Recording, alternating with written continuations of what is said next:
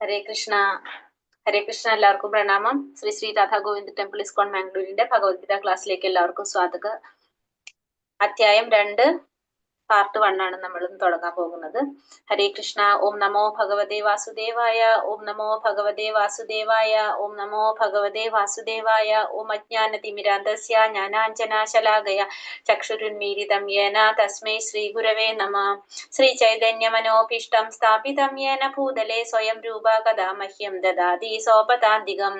വന്ദേഹം ശ്രീഗുരോ ശ്രീയുതപദകമലം ശ്രീഗുരോൻ വൈഷ്ണവാം ച ശ്രീരൂപം സാഗ്രജാതം സഗണരഘുനാഥാന്വിതം തം സജീവം സ്വാദൈതം സാവധൂതം പരിജന സഹിതം കൃഷ്ണ ചൈതന്യദേവം ശ്രീരാധ കൃഷ്ണപാദാൻ സഗണ ലളിതാ ശ്രീ വിശാഖാന്വിതാംശ്ച. ഹേ കൃഷ്ണ കരുണാ സിന്ധോ ദീനബന്ധോ ജഗത്പദേ ഗോപേശ ഗോപികാകാന്ത രാധാകാന്ത നമോസ്തുതേ. തപ്തകാഞ്ചന ഗൗരാംഗി ശ്രീരാധേ വൃന്ദാവനേശ്വരി വൃഷഭാനുസുതേ ദേവി പ്രണമാമി ഹരിപ്രിയേ. വാഞ്ചാകൽപതരൂപേശ്ച കൃപാ സിന്ധോഭ്യേവ ച പതിതാനാം പാവനേഭ്യോ വൈഷ്ണവേഭ്യോ നമോ നമഃ. നമോ വിഷ്ണുപാദായ കൃഷ്ണപ്രേഷ്ഠായ ഭൂതലേ ശ്രീമതേ ഭക്തിവേദാന്ത സ്വാമിൻ ഇതി നാമിനേ. നമസ്തേ സാരസ്വതേ ദേവേ ഗൗരവാണി പ്രചാരിണേ നിർവിശേഷ ശൂന്യവാദി പാശ്ചാത്യ ദേശധാരിണേ. ജയ ശ്രീ കൃഷ്ണ ചൈതന്യ പ്രഭു നിത്യാനന്ദ ശ്രീ അദ്വൈത ഗദാധര ശ്രീവാസാദി ഗൗരഭക്ത വൃന്ദ.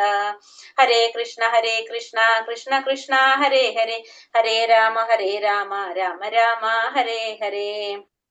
ഹരേ കൃഷ്ണ. ഹരേ കൃഷ്ണ. എല്ലാവർക്കും പ്രണാമം. ശ്രീ ശ്രീ രാധാ ഗോവിന്ദ ടെമ്പിൾ ഇസ്കോൺ മാംഗ്ലൂരിന്റെ ഭഗവത്ഗീത ക്ലാസ്സിലേക്ക് എല്ലാവർക്കും ഒരിക്കൽ കൂടി സ്വാഗതം. ഇന്ന് അധ്യായം 2 ഗീതാ വിഷയ സംഗ്രഹം. ഇന്ന് അധ്യായം 2 നമ്മൾ പഠിക്കാൻ പോകുന്നത്. ഒന്നാമത്തെ അധ്യായം നമ്മൾ പഠിച്ചു, നമുക്ക് മനസ്സിലായിട്ടുണ്ടാവും. ഒന്നാമത്തെ അധ്യായത്തില് എന്താണ് മെയിൻ ആയിട്ട് നമ്മൾ പഠിച്ചത്? അതില് അർജുനന്റെ വിഷാദമാണ് പറഞ്ഞത് അല്ലെ. യുദ്ധം ചെയ്യാതിരിക്കാൻ അർജുനൻ 5 കാര്യങ്ങൾ പറയുന്നുണ്ടായിരുന്നു. അതില് എന്തൊക്കെയാണെന്ന് ഓർമ്മയുണ്ടോ? യുദ്ധം ചെയ്യാതിരിക്കാൻ അർജുനൻ 5 കാര്യങ്ങൾ പറഞ്ഞു. അതില് ഏതൊക്കെയാണ്? അർജുനന്റെ വിഷാദത്തിന് കാരണമായിട്ടുള്ള 5 കാര്യങ്ങൾ എന്തൊക്കെയാണ്? ഓർമ്മയുണ്ടോ ആർക്കെങ്കിലും പറയാനായിട്ട്? ഹരേ കൃഷ്ണ. അർജുനൻ യുദ്ധം ചെയ്യാതിരിക്കാനായിട്ട് 5 കാരണങ്ങൾ പറഞ്ഞിരുന്നു. അതായത് അർജുനന്റെ വിഷാദത്തിന് 5 കാര്യങ്ങൾ നമ്മൾ ആ അധ്യായത്തിൽ, ഒന്നാമത്തെ അധ്യായത്തിൽ കണ്ടു. അത് ഏതൊക്കെയാണെന്ന് ഓർമ്മയുണ്ടോ? ഓരോന്ന് പറയാൻ പറ്റുമോ? ഹരേ കൃഷ്ണ. ബുക്കില്ലേ എല്ലാവരുടെ കയ്യിലും? നമ്മള് ആദ്യത്തെ അധ്യായത്തില് നമ്മൾ വായിച്ചു പോണം കേട്ടോ. വായിച്ചു പോകുമ്പോഴേ നമുക്കത് ഓർമ്മയുണ്ടാവുള്ളൂ. അപ്പൊ നമുക്കത് മനസ്സിലാവും. ഓരോ പ്രാവശ്യം വായിക്കുമ്പോഴും നമുക്ക് ഓരോ രീതിയിൽ മനസ്സിലാവും. പക്ഷെ നമ്മൾ കുറേശ്ശെ വായിക്കണം. അപ്പൊ 5 കാര്യങ്ങൾ. ഒന്ന് നമ്മൾ പറഞ്ഞു മൃദുല ഹൃദയം, അർജുനന്റെ മൃദുല ഹൃദയത്വം പറഞ്ഞു. പിന്നെ ഭൗതിക സുഖങ്ങള്, പാപം, പിന്നെ അതായിരുന്നു കുടുംബ പാരമ്പര്യം, പിന്നെ തീരുമാനം എടുക്കാനായിട്ട് പറ്റാത്തൊരവസ്ഥ. അങ്ങനെ 5 കാര്യങ്ങൾ നമ്മൾ ഒന്നാമത്തെ അധ്യായത്തിൽ പറഞ്ഞു. അർജുനന്റെ വിഷാദത്തിന് കാരണമായിട്ടുള്ള 5 കാര്യങ്ങൾ. പിന്നെ നമ്മൾ 6 തരം അക്രമികളെ കുറിച്ച് പറഞ്ഞു. അതില് അതൊക്കെയാണ് ഓർമ്മയുണ്ടോ? 6 തരം അക്രമികള്. വീട് കൊള്ളയടിക്കുന്നവൻ, പിന്നെ വീട് തീ വെക്കുന്നവൻ,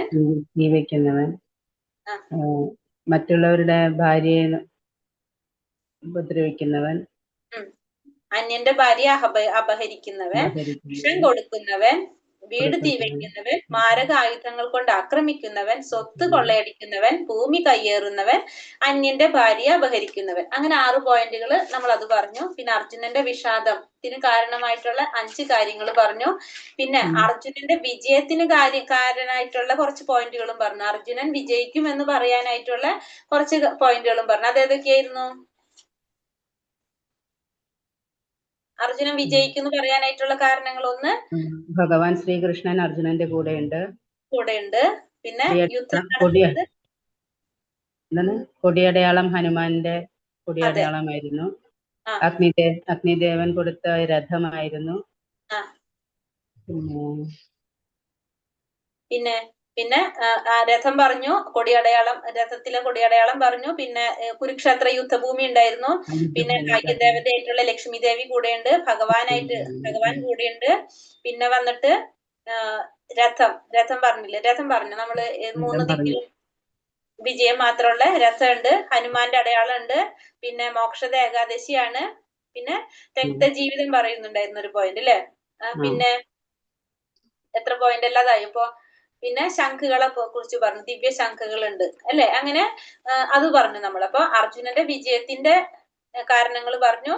പിന്നെ അത് കൂടാതെ അർജുനന്റെ വിഷാദത്തിന്റെ 5 പോയിന്റുകൾ പറഞ്ഞു. ഇനി രണ്ടാമത്തെ അധ്യായത്തില് അർജുനൻ വിഷാദത്തിന് പറയുന്ന 5 പോയിന്റുകൾ, അർജുനന് യുദ്ധം ചെയ്യാൻ പറ്റില്ല എന്ന് വിഷമിച്ചു പറയുന്ന ആ 5 പോയിന്റുകൾ ഭഗവാൻ ഇവിടെ ക്ലിയർ ആക്കി കൊടുക്കാണ്. ഏതൊക്കെയാണ് ആ 5 പോയിന്റുകൾ? ആ 5 പോയിന്റുകളാണ് രണ്ടാമത്തെ അധ്യായത്തിൽ ഭഗവാൻ പറഞ്ഞു കൊടുക്കണം. ഒന്ന് മൃദുല ഹൃദയത്വം, ഭൗതിക സുഖാനുഭവങ്ങള്, പാപം, കുടുംബ പാരമ്പര്യം, തീരുമാനം എടുക്കാൻ പറ്റാത്തൊരവസ്ഥ. ഈ 5 പോയിന്റുകൾ അർജുനന്റെ പോയിന്റ് ഓഫ് വ്യൂല് ഈ 5ഉം എന്താണ്? അർജുനന്റെ വിഷാദത്തിന് കാരണമാണ്. യുദ്ധം ചെയ്യാണ്ടിരിക്കാൻ അർജുനൻ പറയുന്ന കാരണങ്ങളാണ്.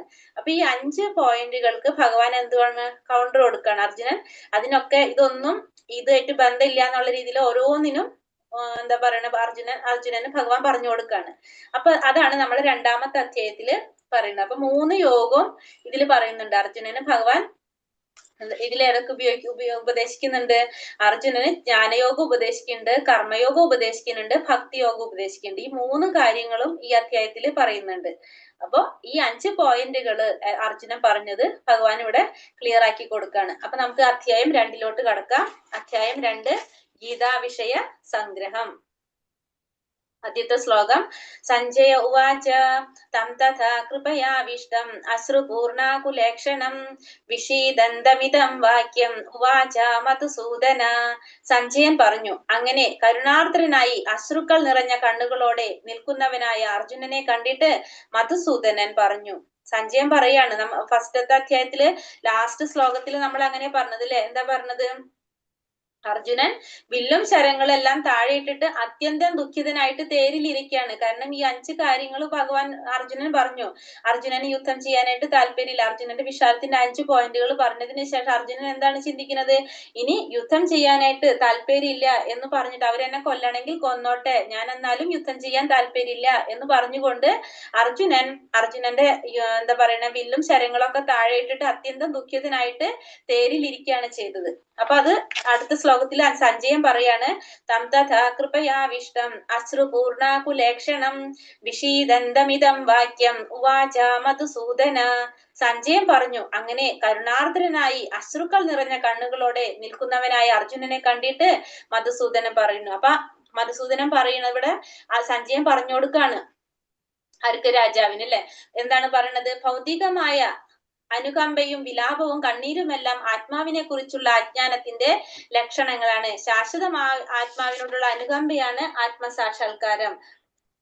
മധുസൂദന, പണ്ട് മധു എന്ന രാക്ഷസനെ ഭഗവാൻ കൃഷ്ണൻ കൊന്നിട്ടുണ്ട്. ഇപ്പോൾ അർജുനന് വേണ്ടത് തന്റെ കൃത്യനിർവഹണത്തിന് തടസ്സമായി നിൽക്കുന്ന വ്യാമോഹം എന്ന അസുരനെ നശിപ്പിക്കലാണ്. അപ്പൊ ഇതിലെന്താ പറയുന്നത്?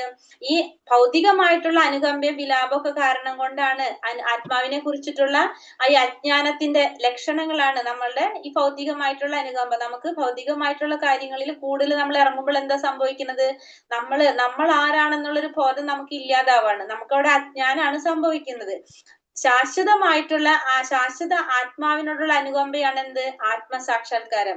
അപ്പൊ ആത്മസാക്ഷാത്കാരം എന്ന് വെച്ചിട്ടുണ്ടെങ്കിൽ ആത്മാവിനെ കുറിച്ച് മനസ്സിലാവാണ്. ആത്മാവ് നമ്മുടെ മൂലസ്വരൂപം എന്താണെന്നും നമ്മളുടെ ലക്ഷ്യം എന്താണെന്നും മനസ്സിലാക്കുക എന്നുള്ളതാണ് നമ്മൾ എന്ത് പറയുന്നത്? ആത്മസാക്ഷാത്കാരം എന്ന് പറയുന്നത്. അപ്പൊ ആത്മസാക്ഷാത്കാരം നേടിയൊരു വ്യക്തി അവർക്കറിയാൻ സാധിക്കും അവരുടെ ലക്ഷ്യം എന്താണ്? ഭഗവാന് സേവനം ചെയ്യുക എന്നുള്ളതാണെന്നുള്ളത്. അതറിയാത്തവരാണ് എന്ത്? ആത്മാവിനെ കുറിച്ചുള്ള ആ അജ്ഞാനം കൊണ്ട് ഈ പറഞ്ഞ രീതിയിലുള്ള വിലാപങ്ങളും കണ്ണീരുകളൊക്കെ ഉണ്ടാവുന്നതെന്നാണ് ഇവിടെ ഭാവാർത്ഥത്തിൽ പ്രഭാതർ പറയുന്നത്. പിന്നെ മധുസൂദന, പണ്ട് മധു എന്ന രാക്ഷസനെ ഭഗവാൻ കൃഷ്ണൻ കൊന്നിട്ടുണ്ട്. ഇപ്പോൾ അർജുനന് വേണ്ടത് എന്താണ്? അർജുനൻ കൃത്യനിർവഹണത്തിന് തടസ്സമായി നിൽക്കുന്ന വ്യാമോഹം എന്ന അസുരനെ നശിപ്പിക്കുക. അപ്പൊ അർജുനന്റെ ഈ വ്യാമോഹമായിട്ടുള്ള അസുരനെ നശിപ്പിക്കാൻ വേണ്ടിയിട്ട് ഭഗവാന് ഇവിടെ എന്താ വിളിക്കുന്നത്? മധുസൂദന എന്നാണ് പറയുന്നത്. ആ മധു എന്ന രാക്ഷസനെ കൊന്ന പോലെ അർജുനന്റെ ഈ വ്യാമോഹം എന്ന അസുരനെ നശിപ്പിക്കണം എന്നാണ് ഇവിടെ പറയുന്നത്. കാരണം അർജുനൻ ഒരു ക്ഷത്രിയനാണ്. ക്ഷത്രിയന്റെ ധർമ്മം എന്താണ്? യുദ്ധം ചെയ്യുക എന്നുള്ളതാണ് ക്ഷത്രിയ ധർമ്മം. പക്ഷെ അർജുനന്റെ ഈ ഭൗതികമായ അനുകമ്പ കാരണം കൊണ്ട് ആ യുദ്ധത്തിൽ നിന്ന് അർജുനൻ പിന്മാറുകയാണ്. തന്റെ ബന്ധുക്കളും സുഹൃത്തുക്കളും ഒക്കെയാണ് കൂടെ ഉള്ളത് എന്ന് ചിന്തിച്ചുകൊണ്ട് അർജുനൻ എന്താണ് ചെയ്യുന്നത്? ഇവിടെ യുദ്ധത്തിൽ നിന്ന് പിന്മാറുകയാണ് ചെയ്യുന്നത്. അപ്പൊ അതുകൊണ്ട് അർജുനന്റെ ആ വ്യാമോഹത്തെ നശിപ്പിക്കാനാണ് ഇവിടെ മധുസൂദന എന്ന് പറഞ്ഞിട്ട് പറയുന്നത്. അടുത്തതിൽ എന്താ പറയാ, അർജുന ഭഗവാൻ എന്താ പറയണത് ഇത് കേട്ടപ്പോ? ശ്രീ ഭഗവാനുവാച കുതസ്ത്വാകശ്മലമിദം വിഷമേ സമുപസ്ഥിതം അനാര്യാജുഷ്ടമസ്വർഗ്യം അകീർത്തികര അർജുന. ശ്രീ ഭഗവാൻ പറഞ്ഞു, പ്രിയപ്പെട്ട അർജുന, നിനക്ക് എവിടെന്നാണ് ഈ മാലിന്യം വന്നുപെട്ടത്? ജീവിതത്തിന്റെ മൂല്യം എന്തെന്ന് അറിയുന്ന ഒരാൾക്ക് ഇതൊട്ടും യോജിച്ചതല്ല, ഉപരിലോകങ്ങളിലേക്കല്ല, അകീർത്തിയിലേക്കാണ് ഇത് നയിക്കുന്നത്. അപ്പൊ ഭഗവാൻ അർജുനനോട് ചോദിക്കാണ്, പ്രിയപ്പെട്ട അർജുന, നിനക്ക് എവിടെന്നാണ് ഈ മാലിന്യം വന്നുപെട്ടത്? ഈ ഒരു മാലിന്യം ഇങ്ങനെ ചിന്തിക്കാനായിട്ട് നിനക്ക് എങ്ങനെയാണ് സാധിക്കുന്നത്? കാരണം ജീവിതത്തിന്റെ മൂല്യം എന്തെന്ന് അറിയുന്ന ഒരാൾക്ക് ഇതൊട്ടും യോജിച്ചിട്ടുള്ള ഒരു പ്രവൃത്തിയല്ല എന്നാണ് ആര് പറയുന്നത്? ഭഗവാൻ ഇവിടെ അർജുനനോട് പറഞ്ഞു കൊടുക്കുന്നത്. ഇങ്ങനെ ചിന്തിച്ചു കഴിഞ്ഞാൽ നമ്മള് ഉപരിലോകങ്ങളിലേക്കല്ല, അകീർത്തിയിലേക്കാണ് ഇത് നയിക്കുന്നത്.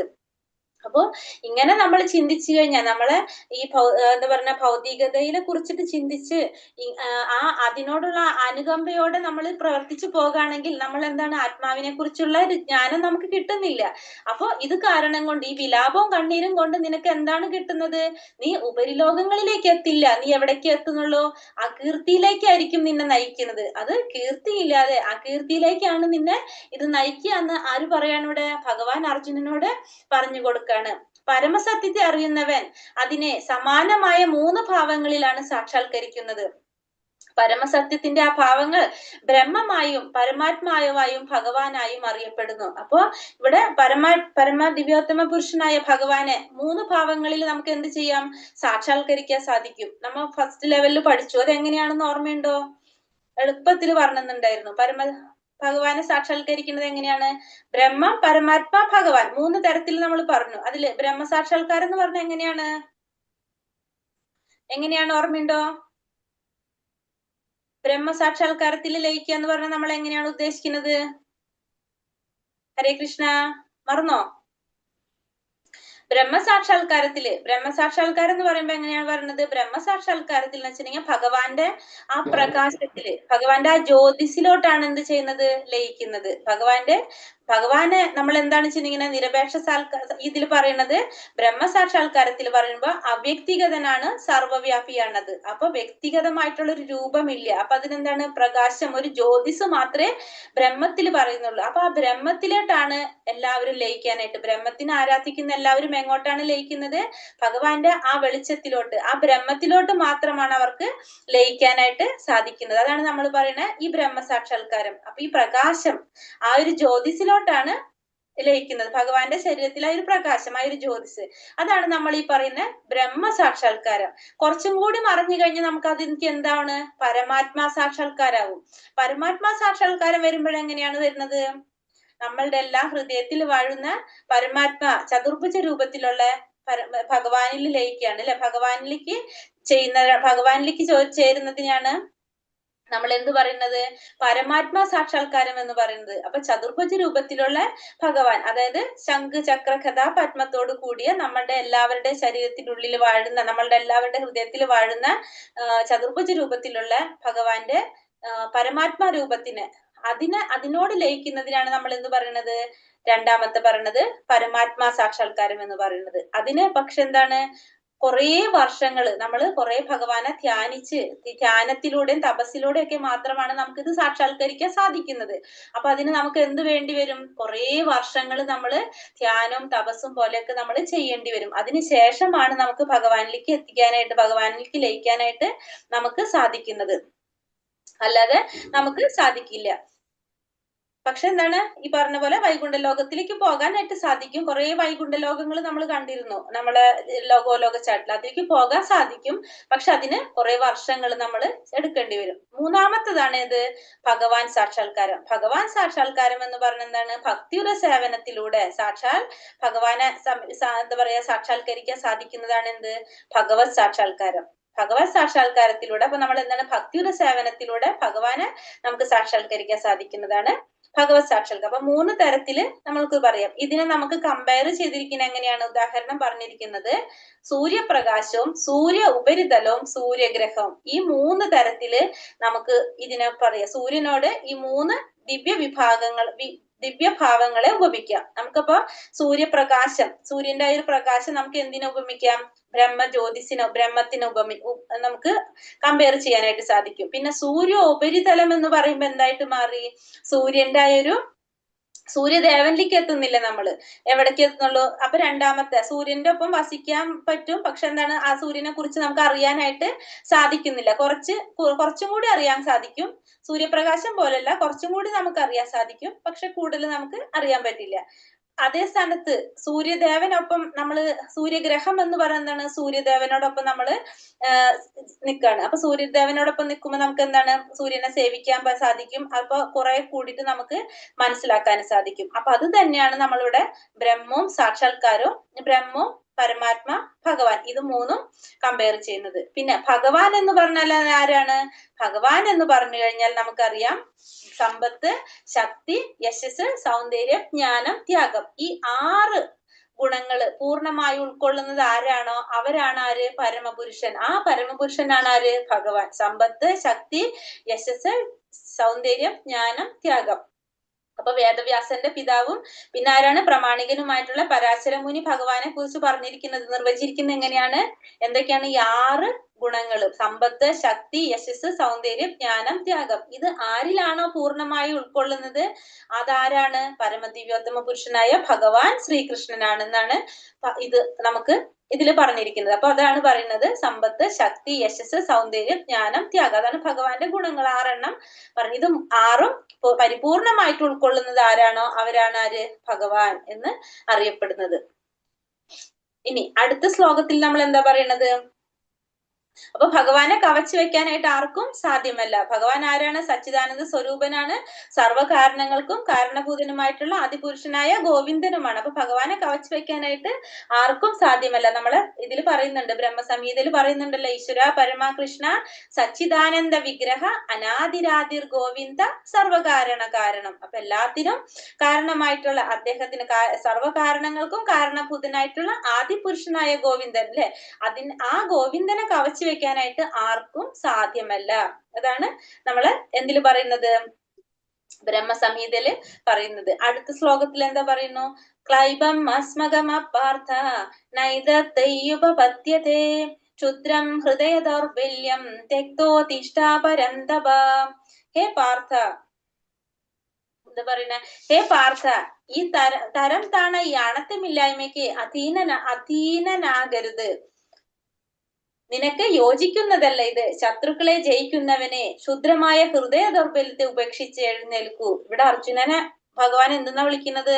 പാർത്ഥ എന്നാണ് പറയുന്നത്. പാർത്ഥ എന്ന് പറഞ്ഞാൽ എന്താണ്? പൃഥയുടെ മകൻ. പൃഥ എന്ന് വെച്ചിട്ടുണ്ടെങ്കിൽ കുന്തി ദേവിയുടെ മറ്റൊരു പേരാണ് പൃഥ എന്ന് പറയുന്നത്. അപ്പൊ അച്ഛന്റെ സഹോദരിയാണ് കുന്തി ദേവി. ആരാണ്? ഭഗവാന്റെ അച്ഛന്റെ സഹോദരിയാണ് കുന്തി ദേവി. അപ്പൊ കുന്തി ദേവിയുടെ മകനായതുകൊണ്ട് അവർ തമ്മിൽ റിലേഷൻ ഉണ്ട്, രക്തബന്ധമുണ്ട്. അതുകൊണ്ട് അർജുനനോട് ഭഗവാൻ ഒന്നും കൂടി പറഞ്ഞു കൊടുക്കാണ്. എന്തെന്ന് പറഞ്ഞത്? ഇത് നിന്റെ ഈ തരം താണ ഈ ചിന്താഗതിയൊക്കെ എന്താണ്? നീ അതിന് അധീനനാകരുത്. ഇത് നിനക്ക് യോജിക്കുന്നതല്ല. ശത്രുക്കളെ ജയിക്കുന്നവനെ, ഈ ഹൃദയ ദൗർബല്യത്തെ ഉപേക്ഷിച്ച് നീ എഴുന്നേൽക്കും. നിന്റെ ഹൃദയ ദൗർബല്യം മാത്രമാണിത്. അപ്പൊ അതുകൊണ്ട് നീ അത് ഉപേക്ഷിച്ച് നീ എഴുന്നേൽക്കാനാണ് ഇവിടെ അർജുനനോട് ഭഗവാൻ പറയുന്നത്. അർജുനന്റെ അടുത്ത് ഭഗവാൻ സ്വാതന്ത്ര്യം എടുത്തിട്ട് പറയാണ്. കാരണം അവര് ബന്ധമുണ്ട്, അച്ഛന്റെ സഹോദരിയുടെ മകനും കൂടിയാണ്. അപ്പൊ ആ ഒരു സ്വാതന്ത്ര്യം കൂടി കണക്കിലെടുത്തിട്ടാണ് ഇവിടെ ഭഗവാൻ അർജുനനെ ഉപദേശിക്കുന്നത്. പേരിന് മാത്രമുള്ള ക്ഷത്രിയരും ബ്രാഹ്മണരും സ്വപിതാവിന്റെ വില കുറഞ്ഞ സന്തതികളാണ്. അർജുനനെ അങ്ങനെ പൈതൃക ശ്രേഷ്ഠത നഷ്ടപ്പെട്ടവനായി കാണാൻ കൃഷ്ണൻ ഇഷ്ടപ്പെട്ടില്ല. അപ്പോ ബാക്കി പേരിന് മാത്രം ക്ഷത്രിയനാണെന്ന് പറഞ്ഞിട്ട് കാര്യമില്ല. എന്താണ്? നമ്മള് ക്ഷത്രിയനാണെന്ന് പറഞ്ഞിട്ട് നമ്മളുടെ കർത്തവ്യം എന്താണ്? ക്ഷത്രിയന്റെ ധർമ്മയുദ്ധം ചെയ്യുക എന്നുള്ളതാണ്. ആ യുദ്ധം ചെയ്യാതെ ഒക്കെ ഇരുന്ന് കഴിഞ്ഞാൽ എന്താണ്? സ്വന്തം പിതാവിനും ആ കുടുംബത്തിനൊക്കെ എന്താണ്? ഒരു വില കുറഞ്ഞ രീതിയിലാണ് അല്ലെ? കാരണം അതൊരു മോശമാണ്. നമ്മൾ ചെയ്യേണ്ട നമ്മളുടെ ഉത്തരവാദിത്വം കടമകളൊന്നും ചെയ്യാതെ നമ്മൾ പേരിന് മാത്രം ഞാൻ ക്ഷത്രിയനാണ്, ഞാൻ ബ്രാഹ്മണനാണെന്ന് പറഞ്ഞിരിക്കുന്നതിൽ യാതൊരു അർത്ഥവുമില്ല. അങ്ങനെ ചെയ്യുമ്പോൾ അവർക്ക് എന്ത് കിട്ടുന്നില്ല? അവർക്ക് കീർത്തി ഉണ്ടാകുന്നില്ല. ആ കീർത്തിയിലേക്കാണ് അവരൊക്കെ പോകുന്നത്. പക്ഷെ അർജുനൻ അങ്ങനെ കാണാനായിട്ട് ആരാഗ്രഹിക്കുന്നില്ല? ഇവിടെ ഭഗവാൻ ആഗ്രഹിക്കുന്നില്ല. അർജുനന് ഭഗവാൻ അങ്ങനെ കാണാനായിട്ട് ആഗ്രഹിക്കുന്നില്ല. അർജുനൻ എപ്പോഴും എല്ലാവരുടെ മുന്നിലും ബിലാളി വീരനായിട്ട് നല്ല വിജയം വരിച്ച് കാണട്ടെ എന്നാണ് ഇവിടെ ആരാഗ്രഹിക്കുന്നത്, ഭഗവാൻ ആഗ്രഹിക്കുന്നത്. അതുകൊണ്ടാണ് അർജുനന് ഇതിങ്ങനെയൊക്കെ പറഞ്ഞിട്ട് അർജുനൻ അതിൽ നിന്ന് യുദ്ധം ചെയ്യുന്നില്ല എന്നുള്ളൊരു തീരുമാനത്തിൽ നിന്ന് മാറ്റാൻ വേണ്ടിയിട്ട് ഭഗവാൻ ശ്രമിക്കുന്നത്. കഥം ഭീഷ്മമഹം സംഖ്യേ ദ്രോണം ച മധുസൂദന ഇഷൂഭി പ്രതിയോത്സ്യാമി പൂജാർഹാവാരിസൂദന. അർജുനൻ പറഞ്ഞു, ശത്രുനാശകനായ അല്ലയോ മധുസൂദന, പൂജാർഹരായ ഭീഷ്മരെയും ദ്രോണരെയും പോലുള്ളവർക്കെതിരെ ഞാൻ എങ്ങനെ അസ്ത്രങ്ങളാൽ തിരിച്ചടിക്കും? അപ്പൊ അർജുനൻ എന്താ പറഞ്ഞത്? ശത്രുനാശകനായ അല്ലയോ മധുസൂദന, ശത്രുക്കളെ നശിപ്പിക്കുന്ന,